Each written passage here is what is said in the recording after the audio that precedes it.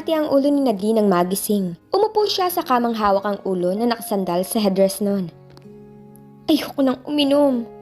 Angal pa niya na tila maiiyak sa sakit. Isang mahinang tawa ang narinig niya mula sa tabi. This is your fault, Mandy. Tatawa-tawa ka pa dyan. Napakunot ang kanyang noo nang walang narinig na anumang reaksyon galing dito. She opened her eyes and saw an unfamiliar room. Everything there were black and white, while Mandy's room was full of pink and peach. Nagsimulang tumambol ang kanyang puso, kasabay ang mabilis sa pagtingin sa kanyang katawan. She's wearing a huge t-shirt at may suit din siyang panloob. Thank God. Mabilis din siyang bumangon sa katabi at nanlalaki ang mga matang napatitig dito. Sir? Hindi makapaniwalang wika ni Nadine. Good morning, Miss Velasquez. He smiled. Nagpapasalamat siyang disente ang itsura nito. He was wearing a white shirt and a short. He was so cute and his bed hair. At kahit kakagising lang, super fresh nito. But wait, saway niya sa sarili. Hindi ito ang tamang oras para pangarapin niyang boss. Sir, nasan tayo at bakit ako nandito? Sinong nagbihis sa akin? Wala namang nangyari sa atin, right? Di naman kita ginapang or what? Sunod-sunod niyang tanong na ikinatawa ng malakas ng lalaki. Slowly. Sabi nito sa pagitan ng pagtawa. That was the very first time she heard him laugh. Nakatanga lang siya dito hanggang tumigil ang lalaki. Ngunit hindi pa rin ito naaalis ang ngiti nito sa mga labi. We're here in my condo. I brought you here because I don't know where to bring you. You don't have your house key nor a car key with you. I asked you last night, who were you with? But you already passed out. My housekeeper changed your clothes. Punong-puno ka kasi ng suka. His gray eyes seemed so amused while looking at her reactions. No, walang nangyari sa atin. At hindi ako napatol sa lasing kahit gaano pa kaganda. And no, you just hugged me. Pero hindi mo naman ako ginapang. Naitakip niya ang kanyang mga palad sa mukha dahil sa naramdaman niyang kahihiyan. Feeling niya umuusok ang mukha niya. Nakita nito ang sumuka siya. No, nakakahiya talaga. I'm sorry, sir, nakakahiya. He chuckled and gentle tapped her head. You're fine. I was actually glad na sa akin ka hinimatay. Sabi nito na nagpatunghay sa kanya. But he just looked at her smiling na tila ba tumutunaw sa kanya. Isang katok sa pinto ng kwarto ang nagpatingin sa kanilang dalawa doon. At halos himatayan siya nang bumukas ang yun. At pumasok ang magulang ng kanyang boss. Sobrang bilis ng mga pangyayari. Kahit anong paliwanag nila ay hindi sila pinakikinggan ng mag-asawang Arturo at Marina Veron. Halos anak na ang tingin ng mga ito sa kanya, kaya naman hindi pumayag ang mga magulang ng binata na hindi sila magpakasal. Tahimik lamang ang kanyang boss habang pareho silang nakaupo sa gilid ng kama at tila mga batang pinagagalitan ng mga magulang nito. Hiyang-hiya siya sa mga ito lalo na sa kanyang boss. Halos hindi siya makatingin sa kanyang tabi at halos maiiyak na siya na nakatungo. She tried to explain, but they keep on cutting her. Kaya wala na siyang nagawa kundi ang mapatungo at tingnan ang kanyang mga kamay na magkasalikop sa ibabaw ng kanyang mga binti. Parang anak na ang turing namin sa iyo, iha, at ayoko maagrabyado ka dahil alam kong malinis kang babae bago pa man nangyari ang mga to sa inyo. Dismayadong turan ni Mrs. Veron. At ikaw, Lawrence? Naniningkit na tingin ng ginang sa lalaki sa kanyang tabi. I told you not to touch her dahil mahal namin ang batang to. Napatunghay siya sa narinig. Ma'am, wala po talaga ng... Iha, huwag mo nang pagtakpan ang anak ko. I know him very well. Baling nito sa kanya at muling matalim na tumingin sa anak nito. You should marry her, Lawrence. Or else, hindi sa'yo mapupunta ang mga negosyo natin. And I'm serious. Napasinghap si Nadine at lalong nanlaki ang mga mata dahil sa sinabi ng ginang. She can't be serious.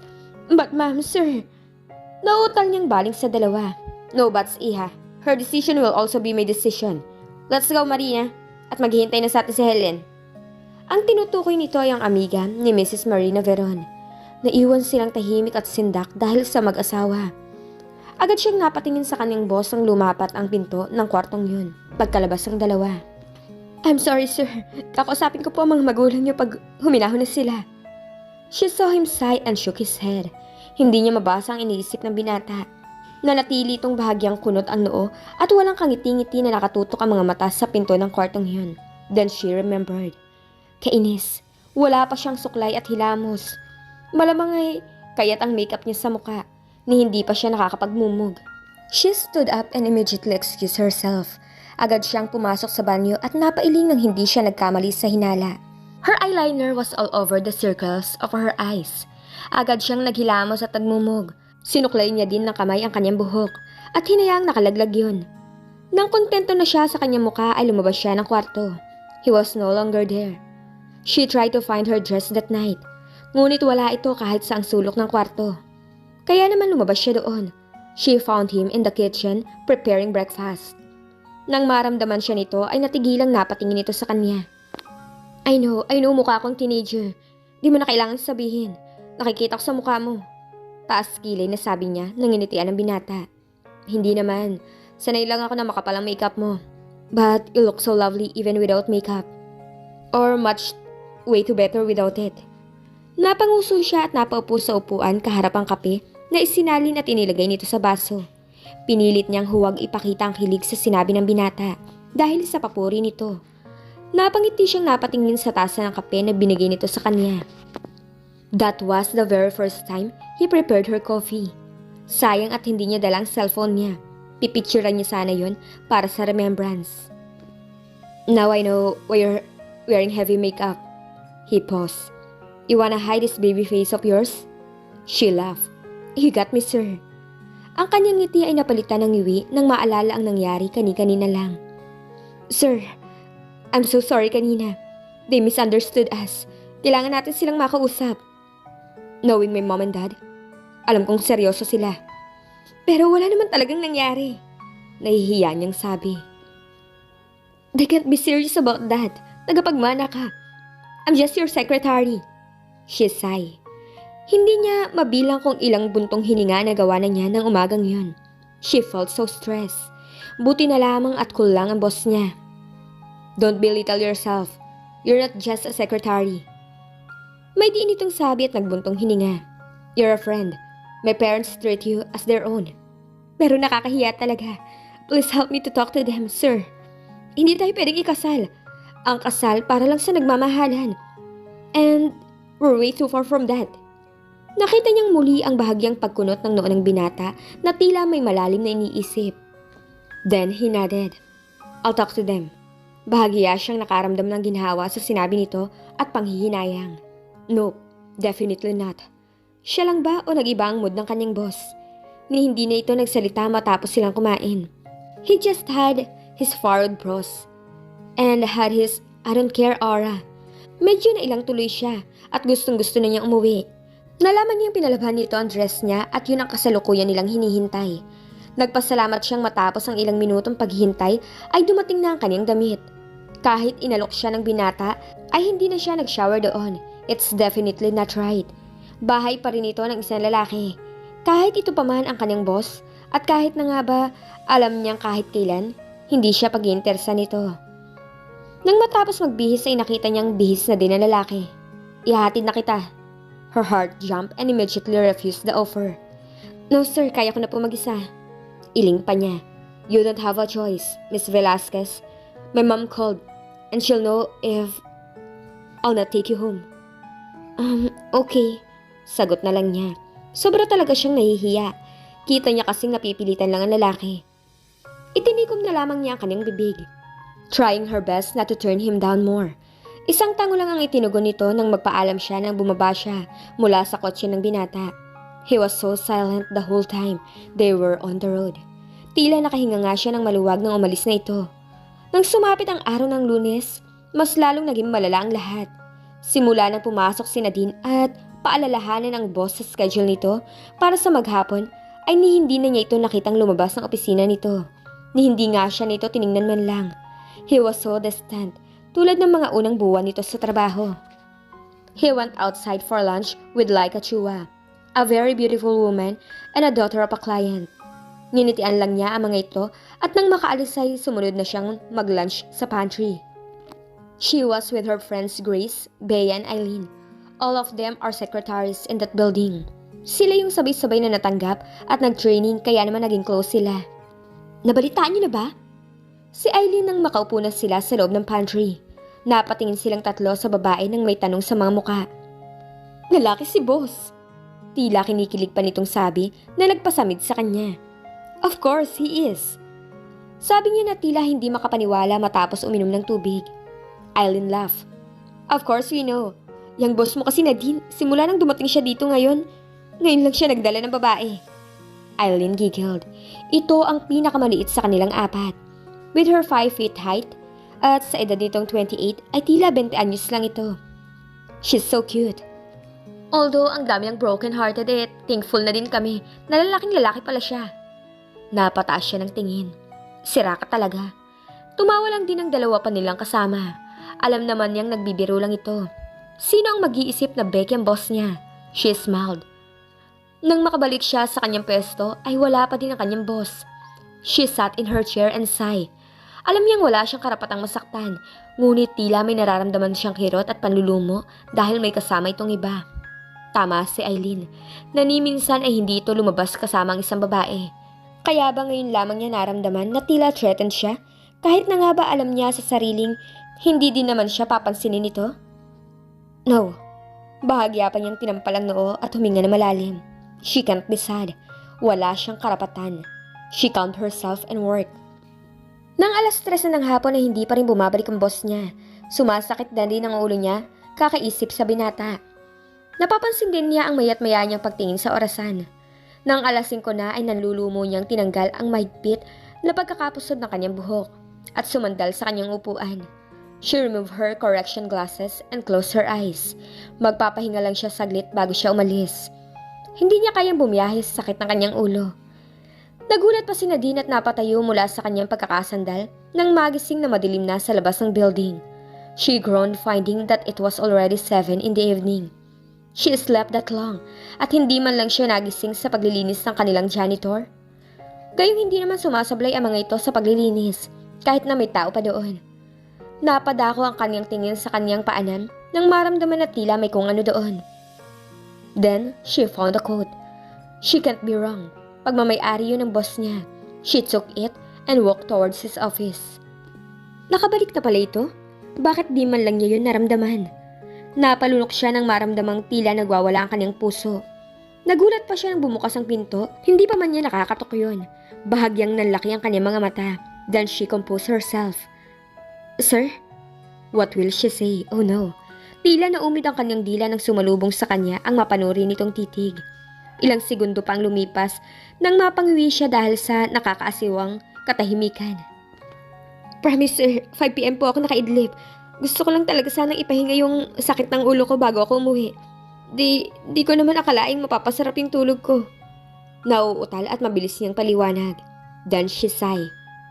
Thank you sa coat sir. Abot niya sa coat na tinanggap naman ito. Naunan na po ako. She bowed like what she usually do. She was about to turn when she felt his hand on her arm. Nadine looked up to his face and saw him smiling. Bakit kasi napakagwapo nito? Doon nga lang sa seryoso nitong muka ay apektado na siya. Paano na ngayong nakangiti pa ito? She bit her lips, preventing herself to smile. What now? Be ready in 5 minutes. I'll take you home. Nakakunot noong napatitig lang siya sa nakangiting muka ng binata. Ilang sandali pa sumusukong tumango siya. Ano ang silbi ng pagtanggi kung sasang-ayunan naman niya ito sa huli kapag nagpumilit ito? Inayos niya ang kanyang mga gamit at ang kanyang sarili. Wala pang 5 minuto lumabas na ang kanyang boss sa opisina nito. Where do you want to eat? Napangiwi siya sa tanong ng lalaki. Sa estado ng puso niya at ng ulo niya, mas gusto pa niyang umuwi at matulog. Hindi na po sir, hindi naman ako nakain sa gabi. But I'm hungry. Napalingon siya sa lalaki na nooy nagdadrive dahil tila batang nagtatampong tono nito. She saw him with his adorable pouted lips na nagpamangha at nagpangiti sa kanya. Then she remembered. Hindi ba kayo kumain ni Ma'am Laika? She bit her lower lip and looked outside the window. No, kastigo niya sa sarili. Bakit tila nagtatampo ang pagde-deliver niya? Nun? I have not eaten yet. Hinatid ko lang siya sa airport. Duman din ako sa bahay nila mama, kaya medyo natagalan ako. Malumanin itong sagot na muling nagpalingon sa kanya sa lalaki. Doon ay nakita na naman niya ang tila aliw na pagkakangiti nito. There is something wrong with her boss. Bakit kaya parang ang saya nito? Dahil kaya sa babaeng yun? Sa kalagitnaan ng malalim niyang pag-iisip ay lumingon ito sa kanya. Buti na lamang at napigilan niya ang magulat at umiwas na lang siya ng tingin. Can you cook? Yes. Kunot noon niyang sagot. Then, can you cook for me please? She cleared her throat. Paano ba niya tatanggihan ang boss niya kung ganun ito makangiti sa kanya? Tila ba sigurado itong papayag siya na nakakaawa itong tanggihan. Okay? Ngumiti naman ang binata sa kanya. Thanks na din. Wika pa nito. Are you sure we don't have to buy ingredients? Yes sir, hindi na kailangan. May stocks naman ako. Kakabili ko lang din kahapon. Sabi niya habang binubuksan ang pinto ng kaning bahay. Pinipilit kasi siya nitong mamili muna dahil nahihiya ito na paglulutuin na nga siya. Gagamitin pa nila ang pinamili niya. Don't worry sir. Lingon niya dito na mabuksan ang pinto at ilaw ng bahay. Kung hindi ka talaga matahimik, libre mo na lang ako ng lunch minsan. Biro niya bago ito inayang pumasok ng bahay. Nice place. Komento nito na kanyang ikinangiti.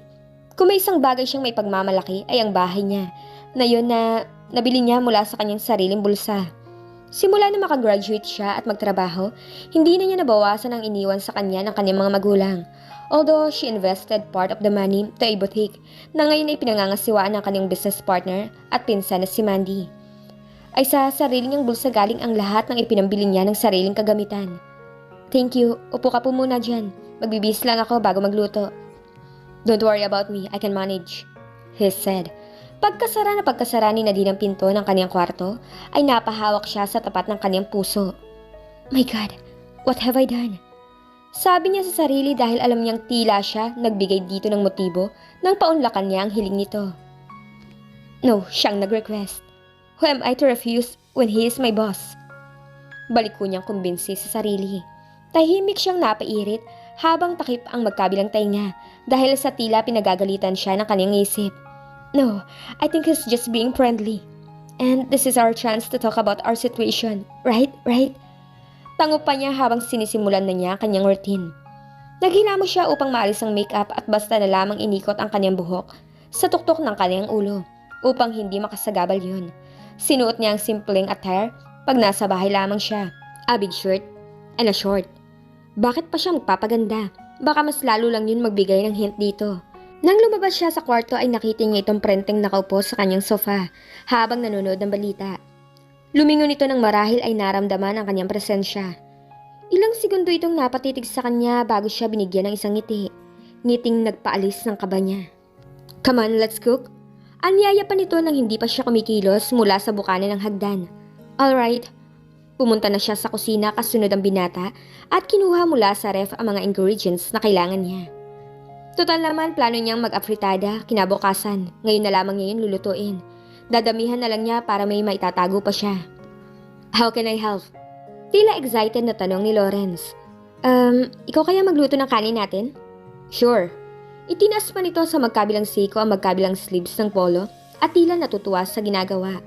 Nang matapos itong isalang ang sinaing sa rice cooker, ay wala na itong ginawa kung hindi ang panoorin siya. Hindi niya maiwasang mailang dahil doon. She saw how he followed her every move. Dapat pala hinayaan na lang niya itong manood sa TV. She tried to open a topic, ngunit puro sa trabaho lang naman din ang lumalabas sa bibig niya. Let's stop talking about work, sabi ng lalaki. She looked at him, ngunit di naman niya mabasa ang mukha nito. Puro trabaho na nga tayo sa office, hanggang dito ba naman? She furrowed. Ano naman ang pagkikwentuhan natin bukod sa work? Hindi naman tayo close. Dire-diretso niyang sabi na tinawanan ng lalaki. That's why I want you to know better. Napalingon siya dito dahil sa narinig. And why is that, sir? Dugtong pa niya. Ngumiti lang ito. Tanong ito ng tanong sa kanyang buhay na sinasagot naman niya. Siguro paraan nito yun para walang awkward silence sa kanila. Nang matapos magluto, sabay silang kumain. Sa huli, naging komportable na siyang kausap ito. They literally talk about everything under the sun. Sa showbiz, politika, mga halaman maging sa mga nakakatuwang bagay na pwedeng pag-usapan.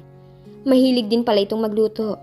Alam niyang masarap siyang magluto ngunit sobrang saya ng kanyang nararamdaman nang purihin ito yun. I never remember a day na nagkamali ka sa work. Meron naman sir. She smiled. Pero madalas nang wala ka pa. Dugtong niyang may kasamang pagtawa. Buti nga po di ako natanggal ng papa niyo. Sakit kasi ng ulo ko lalo na nung mga unang buwan ko. I doubt that, sabi nito. Dad and Mom adores you. They fed me on how good and competent you are before giving me this position. She blushed. Teka. Oo nga pala sir, nakausap mo na ba sila? Tumango ito at humigop ng kape bago muling tumingin sa kanya. They still want us to marry. What? Tumango ito. They're hanging my inheritance and will part of it to my cousins if will not be wed in 3 months. He shrugged. 3 months? Panlalaki ng kanyang mga mata dahil sa narinig. They can't do that. You're their only son. Unfortunately, they just did. That was why I was summoned this afternoon by Mom. Attorney Sanchez was there with all the papers. Nalulumong ibinaba niya ang mug ng umuusok na kape at hindi makapaniwala sa narinig. Should I talk to them? Even if you do, that will not change their mind. You definitely know how stubborn they are. They were playing Cupid since before. Hindi mo siguro napapansin, but they want you for me. Hindi sila nagtatagumpay because I don't flirt with my employees. Ouch! Bakit tila sumakit ang dibdib niya sa narinig? We gave them the chance when they saw us in the same bed. Kahit kitang-kita naman nila na decente ang mga damit natin. Dugtong pa nito, katahimikan. Sa ilang sandaling yun ay tila nawawala ang kanyang ulo sa mga narinig. Naaawa siya sa lalaki. Aminado siyang may abono siya sa desisyong yun ng mga magulang nito. Minsan na kasi siyang nahuli ni Mrs. Marina na tulala sa anak nito. Nang tanungin siya nito kung may gusto siya sa binata ay hindi siya nakasagot agad. Halata pa sa mukha na biglang namula kaya nabuking siya nito. Ngunit alam niyang dahil doon kaya halos ipagtulakan na sila ng mga ito sa isa't isa. Ang akala nga niya ay tumigil na ang mga magulang ng lalaki dahil halos 1 taon na rin siyang hindi kinukulit sa lalaki. Looking at him, it's like he doesn't care. Being his secretary for 2 years, she already know how rich he is. Before taking over his father's company, he has other businesses around the globe. Ngunit hahayaan ba nitong mawala dito ang kumpanyang pinayaman ng sariling mga magulang? Then, without thinking, should we marry then?